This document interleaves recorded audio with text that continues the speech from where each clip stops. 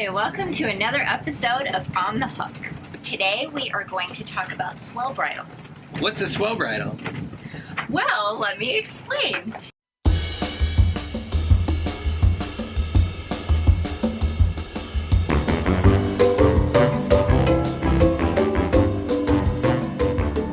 We are moving from the Exumas down to Turks and Caicos. So on the way, there's a lot of open bay anchorages that are exposed to the ocean. So you get that swell, which makes for a really rolly anchorage.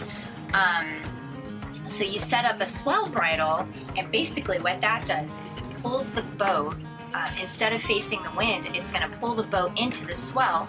So you're taking them head on as opposed to sideways. So, it stops you doing this, and it makes life a lot easier and more comfortable. A lot easier. Did I explain it? Yeah, okay? it was good. Okay. I would say that if you can successfully turn your boat into the swell, it'll reduce the movement. I'm going to say like 80%. Yeah. It's new to us. I've never had to do it or even thought about it. Luckily, I have this book, Passages South. If you're traveling through the Caribbean, this is like the Bible, right? So Bruce Van Sant mentions setting up a swell bridle once you get to Rum Cay, and that's when we first experienced this swell, and it was awful. We were trying to cook, and it was literally like, it was crazy. Yeah. Here, near Crooked Island, it was really bad when we showed up, and it was a rough passage.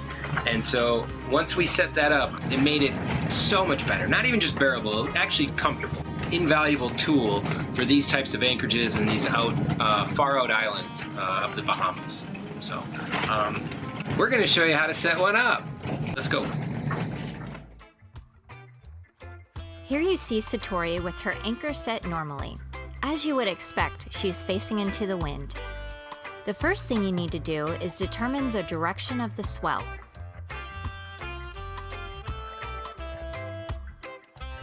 You're then going to need a length of line about 20 feet longer than your boat. For Satori, we use about 60 feet. Step 1 is to tie one end of your line to the anchor chain. Some people use a chain hook. We prefer a rolling hitch.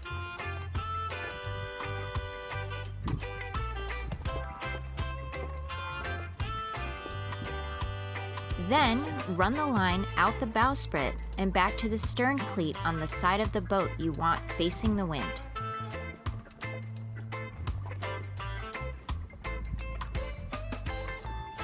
It should be noted that you need at least 5 to 10 knots of wind. This may not work on very calm days. Also, take caution in high winds. You probably shouldn't use this setup in anything over 25 knots.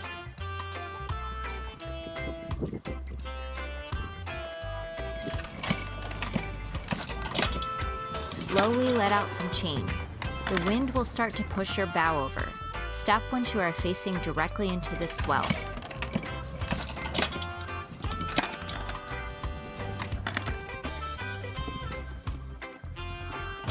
Attach your snubber,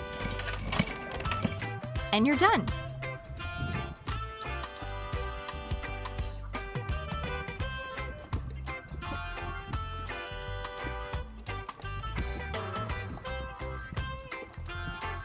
Avoid using a swell bridle in a crowded anchorage without ample room to swing. However, you'll find that the rolly anchorages are rarely the crowded ones.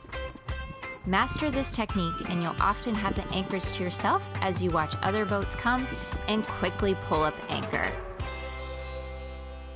So that's how you do a swell bridle. Super simple, guys. Takes probably, 15, 20 minutes probably for your first time. Less if you're good at it, and the benefits, I think, highly outweigh the effort to put these things up. So Yeah, if you ever find yourself in an anchorage that's super rolly with a swell, we definitely recommend the swell bridle. Yep. The swell bridle, as well as a bunch of other tips, are in this book. We'll put a link in the description. You guys can get it on Amazon if you're interested. Even if you're not sailing yet, this is just a great read and a lot of good information.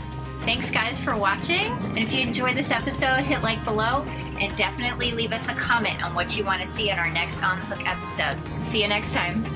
Thanks, guys. Yeah, I must try to figure it out alone. And now, ooh, when you're gone, ooh, I know things won't be the same no more, I'm sure. It'll take a while 'cause I'm still sore, yeah, now, ooh, when you're gone, ooh, I know I still have a long way to walk, I'm sure. It'll take a while to